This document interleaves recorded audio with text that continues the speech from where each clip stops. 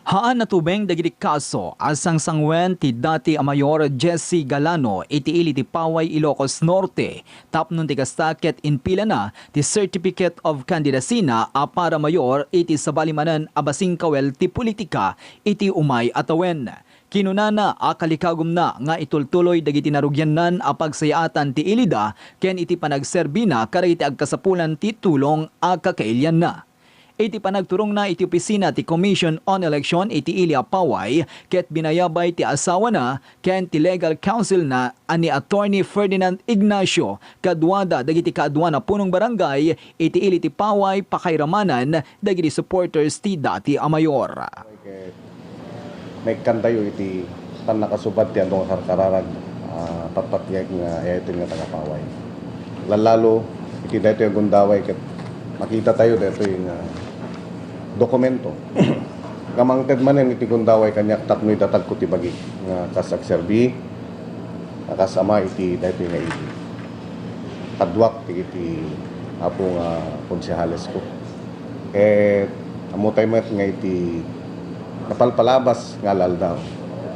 Ket ado iti napaspasamak nga kalbaryo iti panagbiag ti numutigan kadwak ti ngoteng nga asawa ken ti pamilya ken digiti mga yayat kanyak ken iti pamilya ni. Gyamanak ta digiti nga karkararag ke napatgan ta ijayak manen iti riki. Kas may sang naitgan iti ayat iti kadwan nga tao iti Paway nga itatak ket madama nga agpakpakaasi tayo iti Court of Appeals tapno ibaliwala daw na awanenda iti decision nga naggapo iti Office of the Ombudsman. Tamamatiak nga dito iti tinaramid ko in good faith.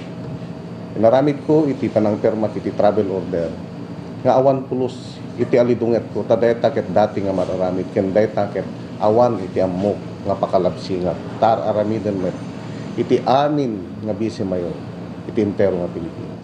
An appeal. May motion for reconsideration tayo sa decision ng Court of Appeals. Sa aking pananaw, tinanggap yan kasi ministerial naman ang trabaho ng COMELEC na dapat i-accept nila kung sinong gustong tatakbo unless in their knowledge ay siya ay nuisance candidate. Pero tayo naman, hindi naman tayo nuisance. At saka wala pa namang finality ang judgment ng Court of Appeals. Kaya nga naka-motion for reconsideration. An-appeal po tayo. Ito'y nginlawlawag na pa iti sitwasyon dagiti sangsangwen na kaso at dagitoy ket iso iti rason anapadisi iti posisyon na a kinamayor iti Paway Ilocos Norte itay Calabes. Inbaga na pay adagiti agbalin a kalaban nanto iti umay nga eleksyon ket datin anakadkadwa na iti lubong ti politika kadagiti naglablabas nga elections. Kasama nga natin nung last election, ang anak kasama ko sa pagka-vice mayor. Kaya wala po akong ali-alitan, wala po akong alam na nagawa ko para naman ikakamuhi ko siya. Kasi magkakabarkada kami, magkakakilala mga to. Saka rinirespeto ko po sila. Kasi alam mo, ako nga ang nag-udyok sa isang edificio na mapangalan sa kanilang ama para lang ma-recognize naman na sila talagang well-known at saka pwedeng magsilbi o nagsilbi na yung mga anak sa ating bayan. Hindi lang sa Paway, kundi sa Pilipinas. Tama po yun. Pati ako naiiyak noon nung nakita ko yung mga matatanda, mga bata, na gusto talaga akong babalik. Kaya po, yun po ang nag-udyok sa akin. Ang pamilya ko, mga supporters, mga konsehal, maraming salamat sa kanilang pagtanggap uli sa akin. Nakita ko na ang iyak na yan ay dasal sa ating Panginoon.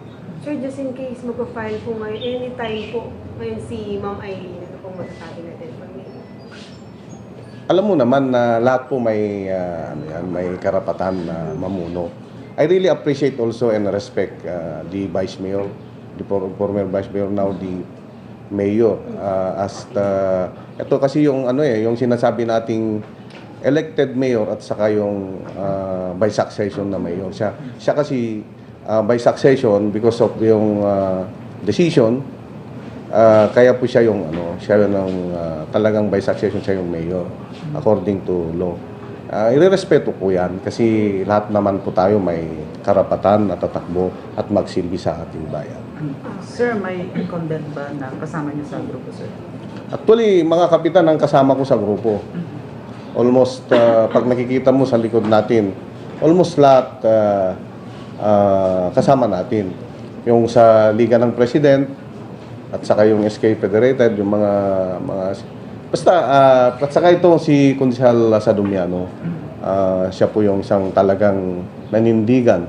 Sabi nga niya, kung nakita ko sana na nagnakaw ka o natanggal ka sa korupsyon, ako umuna ang aalis sa'yo. Sabi ko naman sa kanya, kung ako ay natanggal dahil sa korupsyon o pagnanakaw, hindi na ako nagpapakita sa paway at sa inyo. Yun ang po ang sabi ko sa kanila.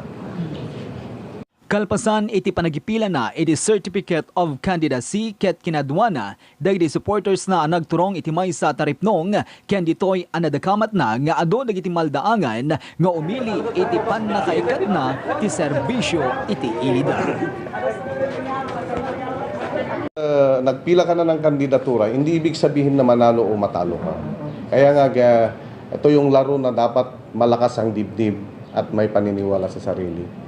Kaya may the best man win. Alam naman ng mga kandidato pag nagpila ka, kailangan natanggapin mo kung anong mangyari sa iyo. Yun lang po ang para hindi masyadong masakit at mabigat. Dagiti kakadwana ang nagipila iti Certificate of Candidacy na ket ti representative ti kadwana apara vice mayor ken maysa nga incumbent apara konsehal ken dagiti dumapay nga agpaida sigmet iti pagpanday linteg iti Paway, Ilocos Norte.